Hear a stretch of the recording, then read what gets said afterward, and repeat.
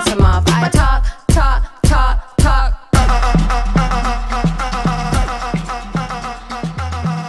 Halo Dara, Hai lah. kita ketemu lagi dalam podcast Kejar Paket Pintar. Jadi bagi yang mendengarkan episode ini, mendingan lo dengerin dulu episode yang sebelumnya ya. Karena ya to be continue. Karena ini adalah kelanjutan Kelanjutan, gitu. ya. Intinya sih kita mau marah-marah. Belum selesai. Belum selesai kemarahan bunda ini ya. Jadi kita tuh membahas masalah kemarahan kita sebagai perempuan Ya. gitu ya. We love men, don't you love men? I love man. I love men. Tetapi pada kenyataannya hidup sebagai perempuan itu disadari ataupun tidak kita mengalami banyak ketidaksetaraan gitu ya, masalah patriarki, masalah hal-hal misoginis. Kita hal yang sepele-sepele aja, kita orangnya nggak mau bahas yang berat-berat kok ya dari Iya, ya, sepele-sepele sepele banget. aja gitu, tapi kita pengen mencurahkan kemarahan kita gitu sebagai perempuan yang dalam masalah ketidaksetaraan. Mungkin tadinya laki-laki ataupun perempuan yang mendengarkan podcast ini yang awalnya nggak sadar jadi woke gitu ya, Iya. bahwa walaupun kita tinggal di kota besar, rasanya sudah modern, rasanya sudah maju, tapi sebenarnya masih banyak unfairness. Oke, dimulai dari Dara. Apa nih yang unek-unek lo, Dar? Kemarin di episode lalu kita udah ngomongin betapa banyak tidak imbangan gitu ya dari karir ataupun tuntutan-tuntutan terhadap perempuan, yang menurut gue sampai bahkan ke masalah linguistik lah. Oke. Bahasa. Misalnya sebutan yang kemarin-kemarin pun terjadi. Oh ya, itu. Pelakor.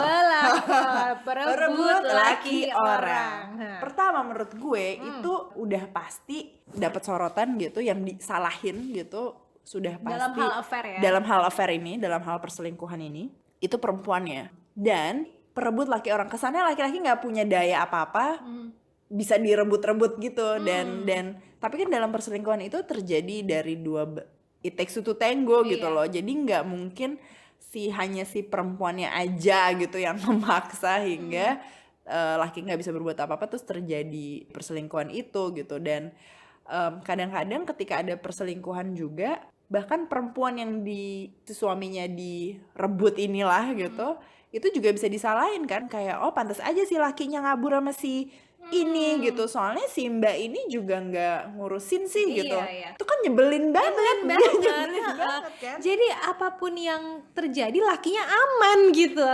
Apapun skenarionya laki itu kayak nggak dianggap perannya gitu, padahal Iya. sangat berperan. Ini gue juga soal linguistik ini gue baca di salah satu artikel conversation.com gitu. Ya dia melihatnya pelakor itu ya bermasalah gitu kan. Dan kayaknya dulu ada sebutan, dia nulis sih ada sebutan will atau pill ya, pria Iya. idaman lain atau wanita, itu kan kayak lebih Masih mending gitu. Jadi nggak memojokkan satu pihak. pelakor ini kan datang dari netizen busuk. lagi-lagi ya. Dan gue ini memang guilty pleasure-ku nonton infotainment ya. Sekarang tuh ada sebutan baru lah, Ya itu. pebinor lah, perebut bini orang. Gue benci banget gue, astagfirullahaladzim. jijik banget Mungkin sih. ada karena ada tuntutan itu ya, mungkin banyak orang komplain Kesetaraannya, kesetaraan para perebut gitu. Mungkin lebih baik kayak ya daripada menyebut gitu, ya udahlah, mungkin ini orang-orang yang sulit menjaga komitmen aja. Iya, betul, gitu betul. kan. Iya. Atau lihat Ibu Dendi. Ibu Dendi ya. Bu Dendi menyerang Pak Dendi nggak awalnya gitu, sebelum enggak. menyerang Mbak yang satu lagi itu Iya, gitu kan. iya. Itu beneran hentikan para perempuan-perempuan, coba Jennifer Dan atau siapapun saling menyerang gitu tuh. Ya janganlah gitu. Maksud gue nggak usah memojokkan, apalagi ya kemarahan gue adalah kan selalu memojokkan perempuannya. Dan lagi-lagi tuh nanti tuh balik ke poin waktu di episode lalu tuh lah gitu, ngejudge dari pakaian gitu. Ya iyalah si mbaknya nggak pernah dandan gitu, makanya pengen sama cewek lain gitu. Tuh kan penilaian salah yang sangat shallow ya. menurut gue penilaian yang sangat shallow sih gitu. Oke.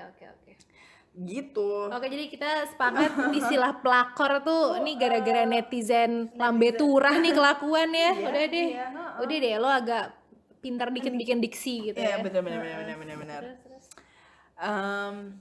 Gue lupa deh, ini udah pernah sempat kita bahas belum sih di episode lalu, mulai udah skip. Sebenarnya persoalan gue baca di Afrika, di India gitu, jadi ketika anak-anak remaja perempuan ini menstruasi, dia diliburin dari sekolah lah, nggak boleh masuk sekolah gitu. Kan ada memang orang-orang kayak gue gitu menstruasi di hari pertama, hari kedua tuh sakit banget gitu, jadi kayak lo mesti istirahat gitu. Cuman kan ada yang enggak, biasa aja. Nah nih di Afrika tuh karena lo dianggap lagi kotor gitu, jadi lo nggak boleh masuk sekolah. Sementara ada anak-anak yang kayak gue masih mau sekolah gitu, dan itu kan membatasi kesempatannya untuk maju kan, belajar gitu. Dan kayak di remote village gitu di India itu tuh dimasukin kayak ke gudang gitu loh lah, dikunciin. Sementara itu kan dia harus mengganti maksudnya pampers lagi, softtek, dan itu nggak dapat pembalut atau apapun. Astaga. Dan kan harus itu kan keluar darah ya lah ya, karena dan harus ada asupan balik kan. Jadinya tuh sakit, dipuasain. Jadi kayak cuma dikasih dikunciin aja gitu, dikurung, nggak selama masa periodnya itu sampai selesai. Dan perempuan tuh dianggap second class citizen gitu hanya karena dia berdarah gitu loh, berdarah setiap bulan gitu. Yang gue paham sih, misalnya kalau ke tempat ibadah terus nggak boleh masuk, ya udah gitu, gue sih nggak masalah gitu kan. Tapi ya anggapan yang kayak harus mengucilkan perempuan sampai dia nggak bisa ngapa-ngapain, apalagi sampai sakit gitu tuh yang kayak hati tuh panas gitu ya. Dan sebenarnya kalau dalam Islam setahu gue ya, dalihnya itu adalah misalnya perempuan dilarang sholat atau membaca Quran saat menstruasi, itu tujuannya untuk memudahkan perempuan. Jadi lo kan capek, lo kan teler kan, jadi udah deh break dulu dari sholat gitu. Itu oke, gue pahami. Tapi sebenarnya penasaran juga sih kenapa di semua agama dan semua kultur ada benang merahnya, yaitu itu perempuan menstruasi dibedakan gitu. Ada apa? Oke, kalau dalam Islam gue bisa menerima argumennya, tapi kan ada yang digulirkan jadi lebih ekstrim ya kayak di India itu gitu. Tapi lagi-lagi menurut gue sih kadang kalau sekarang tuh lagi suka dibecandain gitu, kayak awas nih lagi mens nih makanya galak gitu. Sebenarnya sih beneran bukan karena kita mau cari-cari alasan gitu. Emang beneran hormon yang terjadi tuh it's real kan, imbalance segala macam kan. Jadi kadang-kadang memang apa yang terjadi tuh gue kayak cuman ditanya biasa sama nyokap gue itu kadang mau marah, atau sama adek gue tuh kayak kesel gitu. Jadi bukan acting up aja gitu loh. Paham. Kayak kita harus cerita beberapa contoh kasus yang kemarin kita sempat bahas, masalah si PSK itu, masalah Dahlia, sama masalah gue sendiri ya. Gue cerita dulu nih ya. Jadi topik gue ini sekarang adalah masalah slut shaming ya. Lo tahu slut shaming atau slut labeling? Perempuan itu sangat rentan dilabel murahan kalau dia salah langkah sedikit gitu. Sementara laki-laki nggak serentan itu. Apalagi zaman dulu ya, makin kesini mungkin agak lebih loose gitu. Tapi kalau gue sendiri gini, dulu waktu gue kelas 3 SMP, perek. Gue waktu kelas 3 SMP, waktu gue kelas 3 SMP itu gue, jadi cerita gini, gue kan duduknya di belakang, di kelas ya. Di kelas tuh gue duduk di belakang. Lo tau anak-anak belakang kan suka bandel-bandel gitu ya, gak pernah dengerin guru. Nah, geng belakang ini itu hobi coret-coret tembok, makin lama makin banyak, sampai akhirnya ya guru gue notice dan marah lah. Jadi geng anak-anak yang duduk di belakang kelas itu dihukum gitu. Kita berlima atau berenam cewek cowok. Jadi mungkin 3 cewek 3 cowok atau 4 cowok 2 cewek gitu. Termasuk gue. Dihukum suruh ngecat ulang tembok kelas itu. Oke deh, jadi ditentukan 1 hari kita pulang sekolah, lo stay di kelas, lo stay di sekolah sampai beres lo cat gitu. ya udah, ya happy aja sih kita. Jadi kayak di video klip gitu ya, wake me up before you go yang lempar-lemparan cat gitu. Pokoknya ya ngechat sih tetap, tapi kayak we had fun lah. Terus kayaknya ada yang bawa boombox gitu temen gue, pokoknya jadi heboh gitu kan, happy. Terus denger musik, akhirnya terus tau-tau gue kita naik ke atas kursi, terus gue naik ke atas meja, terus gue joget-joget gitu kan. Terus joget-joget lah gue gitu, oh hahaha, udah ketawa-ketawa, pulang. Besoknya tiba-tiba gue dimusuhin seangkatan, jebret gue dimusuhin. Terus gue yang what gue mungkin beberapa hari, 3 hari, 4 hari tuh I was so in the dark. Gue punya sahabat cewek ya, sahabat gue banget, itu bahkan gak mau ngomong sama gue. Lo tau anak SMP pressure-nya kayak apa, digituin kan, pengen bunuh diri kan gitu, di tiba-tiba dikucilkan atau dibully gitu tuh kan pengen bunuh diri. Nah terus gue ada nelfon, pulang sekolah gue nelfon salah satu temen gue cowok yang ikut ngechat bareng gue itu gitu. Dia salah satu yang baik menurut gue, at least masih mau ngangkat telepon gue gitu kan. Terus gue nanya, kenapa sih anak-anak, kenapa gitu ya. Setelah gue korek-korek, akhirnya terungkap bahwa mereka melihat gue joget-joget di atas meja itu adalah so slutty gitu loh, so slutty. Padahal menurut gue, seingat memori gue yang unreliable ini, gue biasa aja. Dan ya udah, akhirnya sepanjang semua jijik sama gue. Hal ini mau gue itu pertama kali gue merasakan dilabeli slut or labeled slut just because I was dancing in the dark gitu. Dan yang saksi mata cuma 6 orang, tapi yang musuhin satu angkatan gitu loh. Tahu nggak lo? Jadi mulut siapa tuh? Mulut setan siapa? Coba yang merasa seangkatan dan satu sekolah sama gue, lo tahu ya? You know who you are. Tolong ngaku. Nah, jadi I will find you. Oke, dan gue mau mengkontraskan ini sama seorang teman gue yang lain. Jadi di SMP gue itu, teman seangkatan gue punya teman cowok, sebut aja namanya si Alex gitu ya. Si Alex nih anak baru, dia baru masuk sekolah gue itu kelas 3 SMP. Kalau ada definisi man whore, dia itu man whore sejati banget gitu.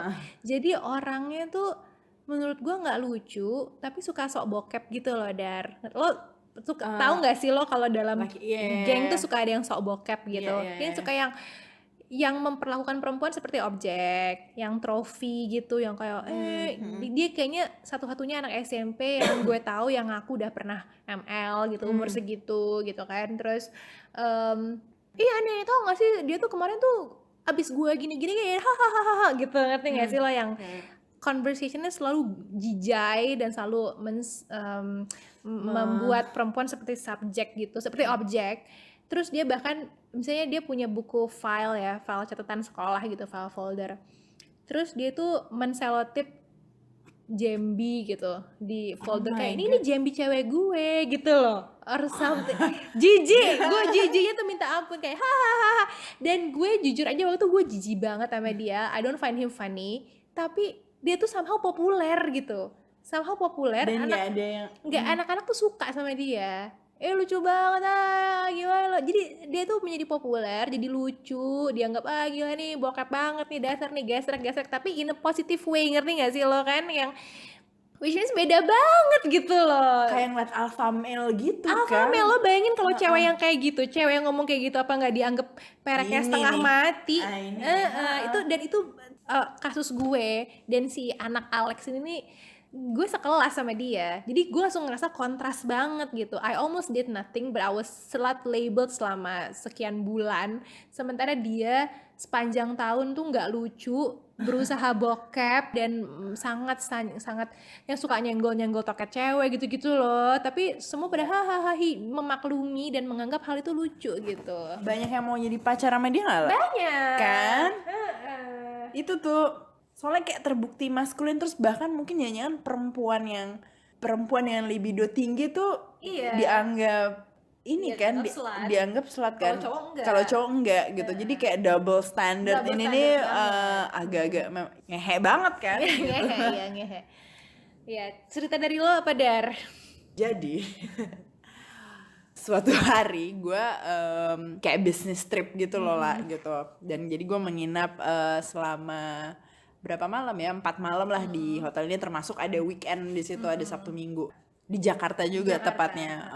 Pas udah lagi santai-santai gitu, terus tiba-tiba gue dari luar kedengeran ada orang ribut dikit, terus pintu dibanting kencang gitu. Terus habis itu kedengeran gedor-gedor pintu, gedor gitu. Gue akhirnya ngintip kan gitu, gue ngintip.